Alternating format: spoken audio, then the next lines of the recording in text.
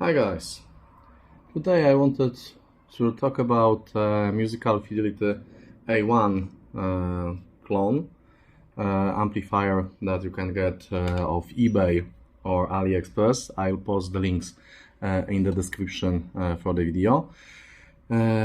This can be yours for like $300, shipping included. It's a clone of Musical Fidelity A1, but it's not exact one-to-one clone because this amplifier it's just a power amplifier. So it has two mono stages that I will be showing you later. And the original Musical Fidelity A1 is integrated Class A amplifier. Integrated meaning that it has power output stage, it has preamplifier built in, and it also has a selection of inputs. So it's a bit more complicated. This one is a clone of just the last stage, just the power amplifier stage. So I got this because I was always wondering about good Class A implementation. And Musical Fidelity was a classic amplifier from like 80s up to 90s. It has a cult status and followers, guys that are buying used few years old amplifiers. They are refurbishing them and they love them. The following is so strong that Musical Fidelity decided to continue this amplifier, to once again build them and sell them. The new version is available for like almost $2,000, a bit less I think. It's like 1,700, 1,800 depending on the shop that you're buying your amplifier in. So I was wondering what's so special about this particular implementation and about the Class A in general. So this is small. This is small device. It's not standard 43 centimeters wide. It's less than that.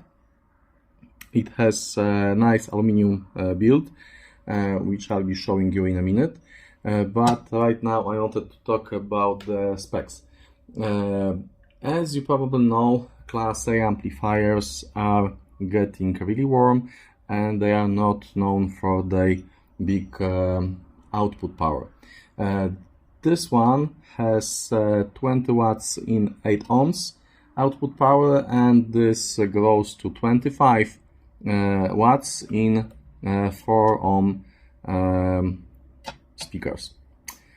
So it's not much. It's not much, but the thing is that the Class A amplifiers are supposed to have this magical, almost tube-like sound, and they are supposed to be very, very clean and musical. It's not about the power, it's about the quality. This clone is built on two matched pairs of MJL 21193 and MJL 21194 transistors per channel. So only 2 transistors per channel. Now let's take a look at the build. Okay, what do we have in front? In front we have a Krell logo because these cases are sold with this plate here. We have 2 pots for regulating volume for left and right channels. I will tell a bit more about that later. We have 2 LED diodes that are signaling the state of left and right channel, and we have the power button. So let's switch that off. Oh, okay. Let's unplug the power and let's take a look at the back. Okay, the sides. Big set of aluminum fins used as a heat radiator. I've checked the temperature, operational temperature of this amplifier, and the fins are getting up to a bit more than 70 degrees centigrade. So they are quite warm, and it's highly recommended to give this amplifier some room for breathing.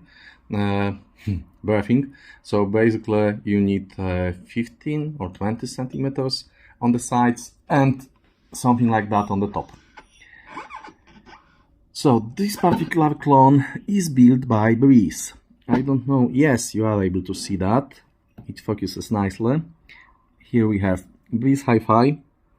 Yes, and we have information about the model name, about the input voltage, because you can get that one delivered to you for voltages in the States or in Europe. And then we have 20 watts into 8 ohms information. Okay, we have two single-ended RCA inputs for right and left channel. We have speaker tabs for the right and left channel. As you can see, the speaker tabs are good quality speaker tabs. They are very solid, very nice. Though if you don't like them, you can always replace them with something else, because this is a modder's dream case. So you can replace almost anything. And we have standard power IEC connector with fuse integrated inside. So let's open this up. The case is very solid. The whole thing weighs a little more than 7 kilos. I don't remember exactly what was the number on my scale, but it was something like that. Okay, and now we will be moving the camera. So what do we have inside? Inside we have two Omron relays for the left and right channel. As you can see, this is basically a symmetrical mono build. The left and the right channels are completely separated. The only thing that in a way connects them is a toroidal transformer here, which is a power source for both of them. Though, as you can see, it has separate windings for both channels, so they are not connected to one output winding from the transformer. They have two separate ones. Now we have a quite big capacitor array. These capacitors are EBCOS capacitors. I wonder if we can see the markings on them. Oh, here, but I don't know if it will focus properly. Okay, so these are EBCOS 63 volt capacitors, and each one of them is 8100 microfarads. So in total we have almost 65,000 microfarads here in both arrays, which is nice. These EBCOS capacitors look like the real deal. Why? Because they look like they have been recycled from some other equipment. I've checked that looking on fakes on eBay, on Ali, and there are none. However, there are people selling these capacitors along with PCBs obviously taken out from some kind of electronic equipment. So these are real. We have Nichicon or Rubicon capacitors, Nichicon ones. You can actually see the marking on this one. These are quite strange because they have Quell markings on the outside. As I already said, we have Omron relays here, and we have some polypropylene capacitors inside on the border, but they are not easily seen. Okay, the build is really simple. There's only one pair of matched transistors per channel, and here we have another channel. And there's one thing about the volume setting. Yeah, these spots here. They are connected straight from the RCAs. As you can see, there's a little black cable that goes to the volume pot, and then from the volume pot back to the PC board. Which basically means that you can bypass the volume pots for these channels, which is something that I would recommend, because the volume pots are not the highest quality. They get the job done. They can be used to change the volume, but since these channels are totally separate, it's not exactly the easy thing to set the volume of the left and right channel to exactly the same matching level. So if you're going to use this amplifier, with the only one position that should be the same volume, which is basically max. This means that you're using this as a power amplifier without the real volume control, so you can as well bypass the volume pots completely. And it's actually easy to do, because I'm not sure if you can see that, but the volume pots are connected using standard plugs, so you can just take the input and output plugs and connect them together with a set of deep 8 pins, or just solder them together, whatever you like. I wouldn't prefer, the soldering would be better for the sound quality, but for practical reasons I would go with deep 8 pins, because then you will be able to remove them and get the amplifier to the factory state. So what else about the insides? The case. The case is made from very thick aluminum plates. It's really good case. I'd say, the one thing I forgot to mention is that this amplifier will set you back around $300, shipping included, which is basically a crazy low price. For that amount of money, you would probably be able to get only the case, maybe toroidal transformer included, but probably not. Probably it would be just the case, and you would have some free money for a case of beer. Okay, so very cheap, but very good quality of the components. Again, because this is my second amplifier from Funkenya store, and very good quality of the case. Solid aluminum. Again, Bentley! Okay, the back and the front plate are made of something like 1.5 or 2 millimeter thick aluminum. So the whole case works like a radiator, not only the fins on the side, but the whole case gets warm and can dissipate heat. Okay, good quality components, good quality, great quality case actually. The case here is better quality than in most of the commercially available amplifiers. So this is amazing. All of the PCB boards are connected using plastic lockable connectors, like these ones.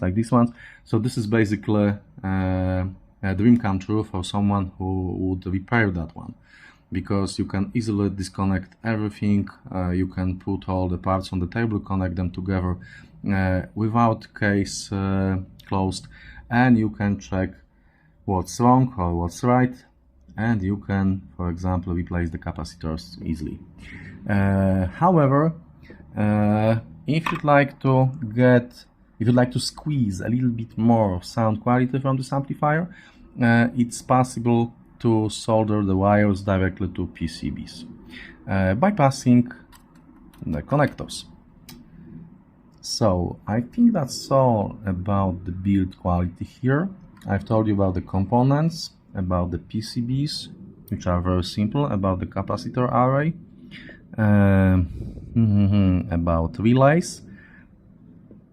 I think that's it about the build quality. So let's close that one and let's talk about other things. And what other things I have on my mind? Okay, as I said, I prefer it with volume controls bypassed. However, you can use them if you need them. You can use them as a balance control. They have marked position on the pot itself, but there is no scale whatsoever. So, build quality, price around $300, shipping included, great parts, great case, but how does it sound? I gave it like 200 hours or a little more than that of burn-in, because I was on a business trip last week, so it was playing continuously for almost 2 weeks right now. The sound changed, the sound got smooth. It was great from the beginning, but at the end of the burn-in, it got very smooth, very liquid. I know these are strange words to describe the sound, but it is how it is. I'm very often lacking the right words for the sound description. Okay, but let's start with the basics. The bass. The bass is very good. It's not the strongest bass. It's not earth-moving, house-shaking bass, because remember, that's 20 watts into 8 ohms speaker. So it won't be moving your floors, but it's a good quality bass. The power output of this amplifier means that you won't be able to power your party or disco with this unit, but you will be able to listen to your music with great quality and reasonable volume levels. I've checked the maximum volume, and the maximum volume with maximum volume on my digital to analog converter was quite loud. It was actually too loud for me to listen. It was way beyond my comfort levels.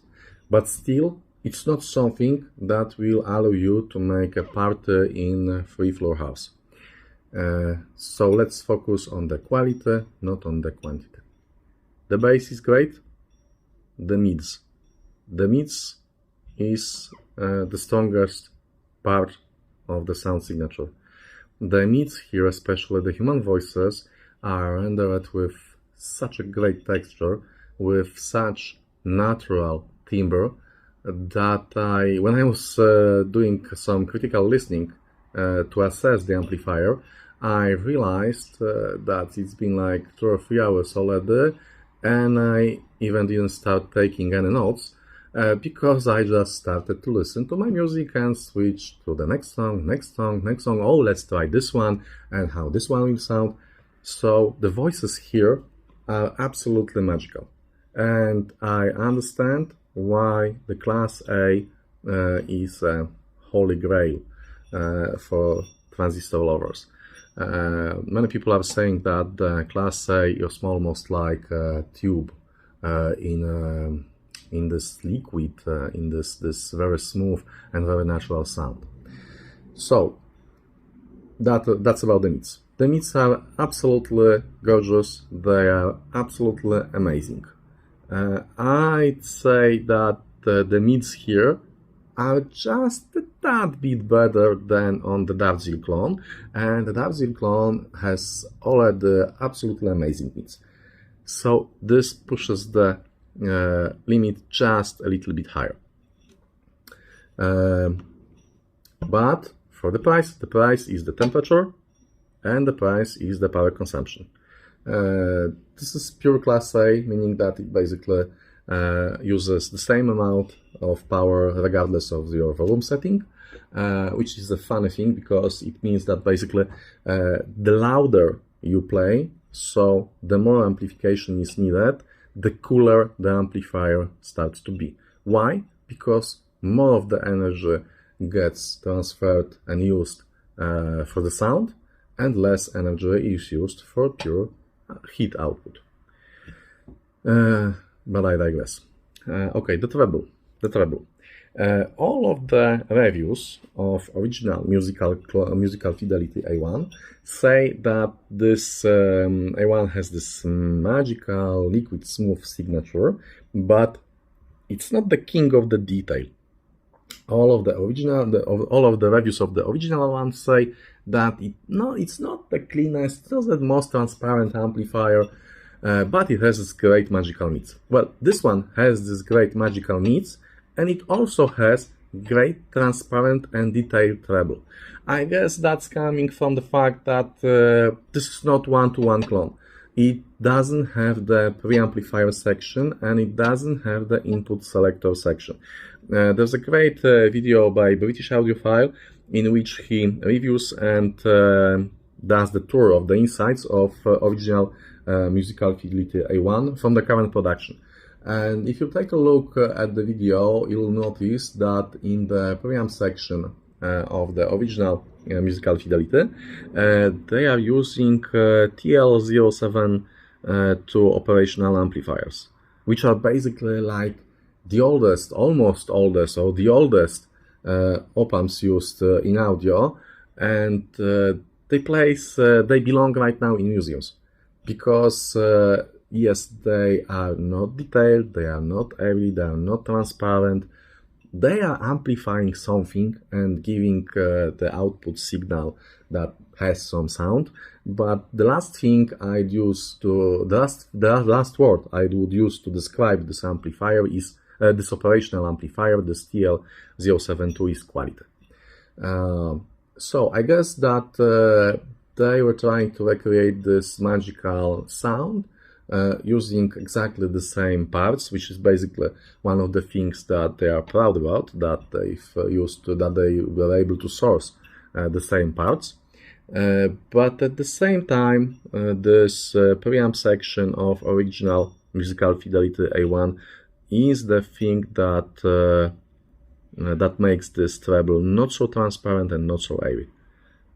This, on the other hand, this clone without preamp and without input selection, has this great airiness.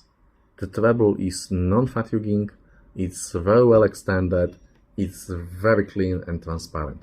So, connected with this great mix, this creates this magical effect when you start to listen, to assess something and take professional notes to tell you guys all about it, and then you realize that it's almost 2 a.m. and you haven't taken a single word on the paper. So I'd say this is a very high recommendation. Okay, now the other important factors. First one that I've already started, the detail retrieval. In most of my videos, I used to say that the easiest thing to do is to have this good frequency extension. The next step on the ladder is to have detail and airiness. This amplifier has both airiness and great detail retrieval, so you're able to hear all the small strokes on the strings, all of the background sounds from the studio. So the greater the recording, the better the amplifier will sound. Now, the last step on the ladder. The last step on the ladder is imaging. So the stereo imaging, meaning the wide, depth, and height, and the positioning of instruments. And this small beast has it all covered. So it has very wide stereo image. The depth information is how it's supposed to be, so you're able to hear that some of the instruments are deeper, some of them are closer to you. The height information is okay. I've heard better in this regard, better amplifier in that regard. However, the height information depends heavily on the recording, because it's not present, it's not very apparent in all of the recording. It's easier to get the width and the depth of the recording than it's to get this height information. At least in my experience, at least in my opinion. So, all in all, I was very, very pleasantly surprised by this amplifier. I found what the magical class A sound is, and it has this sound in spades. But although I have to admit that I haven't heard the original Musical Fidelity A1, but basing on the information from other reviews that are stating that original is not as transparent as detailed, I can tell you guys that this one is transparent and detailed. So, it doesn't have a selection of inputs. It doesn't have a preamplifier section. It has power output, power amplifier. It has 2 volume pots, which can be bypassed, and that's something that I recommend. And above all, it has great, splendid sound quality. I guess you'll probably ask me about the comparison with DartZeel. Well, it's very hard to compare them. The first thing is that DartZeel is the clone that I have. It has like 150 watts per channel output. It's also class AB amplifier. It's heavier, it's bigger. But sound quality wise, they are very close, however different.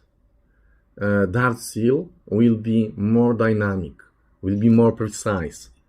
This one, however, has this tube-like sound. Meaning it's not like your speakers are covered with wet blanket. The tube sound in the positive meaning of the word. Natural sound, a tad bit more natural than DartZeel, though bear in mind that DartZeel is amazing on its own. DartZeel is the DartZeel clone that I own is the best amplifier that I've heard to date overall. This one, I'd say it's a tie or just a tad bit below, depending on what you're looking. Because, you know, if you're looking for quality and you have highly efficient speakers, this will be a good choice for you. But if you're going to power highly inefficient speakers or the speakers that are difficult load for the amplifier, like my Martin Logans, because in the treble region they are going to 1.2 ohm, so they wouldn't be the best pairing for this amplifier. If you're going to use that kind of demanding speakers, this will simply be not enough. It won't have enough juice. However, if you have efficient speakers, if you have good quality speakers that are not a difficult load, and you're not doing discos in your house, but if you're doing the discos, this channel is not for you.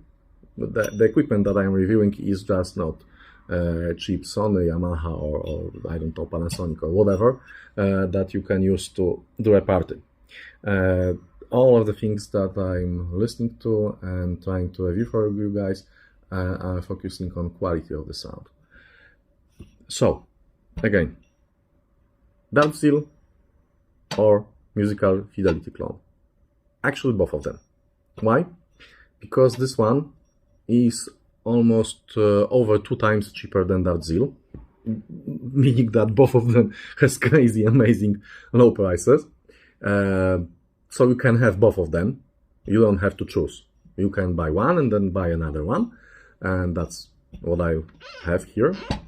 This one is quite small, so it'll fit your HiFi case, and you can switch them. You can listen to some music with DartZeel, and then you can switch to this one. So I won't tell you which one. This one is cheaper. This one has a lower, way lower power output, but sound quality wise, it's not like a clear win. It's more like they are trading blows. So I think that's all. I guess this may be also used for a review of this case, because if you're browsing for offers on AliExpress and eBay, you'll notice that this Quell-like case is used for different type of do-it-yourself amplifiers. So the case is good. If you'd like to buy the case alone, I can highly recommend the case alone. The amplifier is absolutely great. The price for it is amazing. It's like, I don't know how do they make money on this. So, buy this, thank me later. Buy DartZeel, thank me again later. Have both of them, enjoy both of them. And this is the place that I would usually say see you guys, but this time I'll give you a little spoiler to all of you that got so far. If you can see that mess over there, that's about 4 new types of power cables and speaker cables that are burning in. So stay tuned for more fake cables reviews. I probably should change the name of the channel. Okay, enjoy the weather, enjoy the great sunny day. If you have any questions, and you'll probably have any will have questions because I've probably forgot a lot of things, ask them in my channel, ask them in the comments section. As you've probably noticed, I'm trying to answer all of the comments. If I have time, if I'm able to reach the phone, I can, and I try to answer all of them. And one more thing for the ending, I'll show you how this baby powers up. Just a second, I need to get the power cable back on the table. The power cable is here, but just one final observation before the power on test. I know I've reviewed just these two clones at the moment, but I've been swapping amplifiers in my setups because I have like 5 of them actually in this house for the past 20 years. And the general observation based on these two clones, which sounds funny, general based on 2, but the thing is that the simpler the build, the simpler the circuit, the greater chance for greater sound, which may be obvious, but maybe not. Okay, so let's power this on. The power plug's connected. Watch these 2 LEDs. These 2 LED diodes will be blinking, and the power amplifier will be ready to be used when they are lit up solidly. One more thing, I may open this. You may hear it. The relays. It has some kind of slow start implementation, meaning that only when the arrays are loaded and everything is ready to work and stable, only then the speaker tabs are connected through the relays. So you should be able to hear the relay clicking. So let's start blinking. And you should have heard that click click sound, and the amplifier is ready and it can be used. So my basic position for using it would be just maximum up, but I will bypass these spots. The thing is that you can also replace them with something better, because you may notice that they are placed on little PCBs. So you are able to replace them with some kind of Alps, but I'm not sure I like the implementation when I have to match them closely by hand. So, but you have the option. Once again, enjoy your weekend, enjoy the Sunday, enjoy the nice weather outside, and see you next time, guys.